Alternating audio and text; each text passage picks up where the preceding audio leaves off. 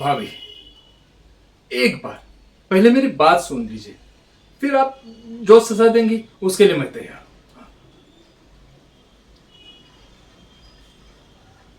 मुझे बड़ा अजीब सा सपना आया था। बहुत सोचा तो समझ में आया कि सारा बिटिया की जान को खतरा है। मैं यहाँ सारा की जान बचाने आया हूँ।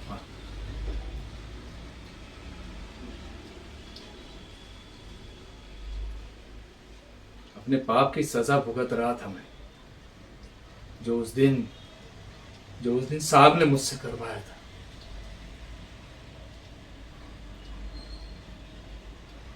नहीं भाभी, सच कहना इतना आसान नहीं है।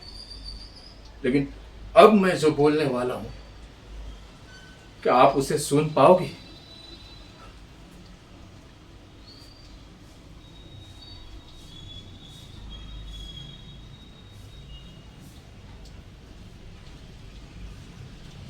भाभी, आपकी बच्ची भयंकर बीमारी के साथ पैदा हुई थी, लेकिन राज साहब को तो हर हाल में अपना परिवार आगे बढ़ाना था। तो उन्होंने फैसला लिया कि अपनी बच्ची को बदल लेंगे। वो अजिता और सुजाता की बच्ची से, वो भी उसी दिन पैदा हुई थी। आधी रात जब साहब और मैं वहां गए तो अजीत ने हमें पकड़ लिया। मेरे हाथों में बच्ची थी। उन दोनों में बड़ी लड़ाई हुई और साहब के हाथों अजीत मारा गया। काश के ये झूठ होता तो मेरी जिंदगी भी बर्बाद होने से बच गई होती ना। और साहब का भी कोई ऐसा इरादा नहीं था। उन्होंने मुझसे कहा कि अजीत की लाश को कहीं दूर ले जाकर जला दो।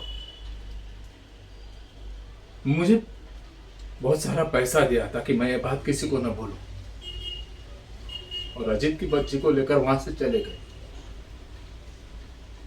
भाभी, मैं उस वक्त बहुत डर गया था। उस लाश को लेकर कहां जाता? तो मैंने उसे वहीं पीछे दफना दिया।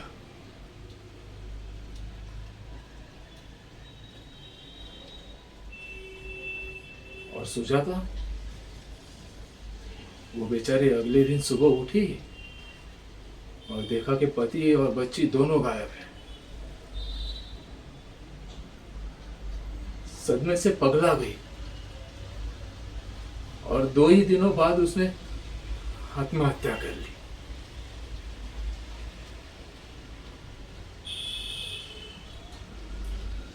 भाभी, उसी दिन आप लोग अस्पताल से घर आए थे, याद है ना?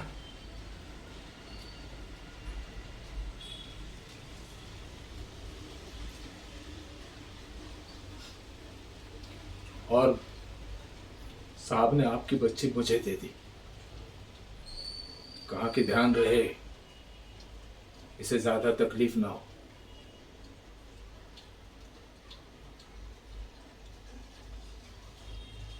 पर मैं उसे मान नहीं सका, तो साहब को बिना बताए मैं उसे अपने गांव ले गया। अपने बेटे की तरह उसे पाला।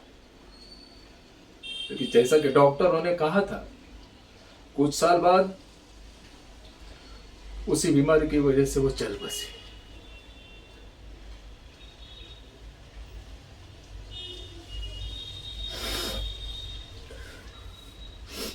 साहब के एक फैसले ने कई जिंदगियां बर्बाद कर दी।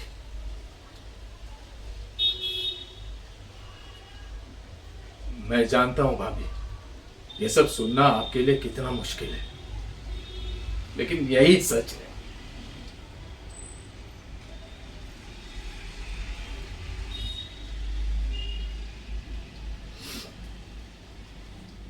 उम्मीद है कि आप मुझे माफ कर दोगी।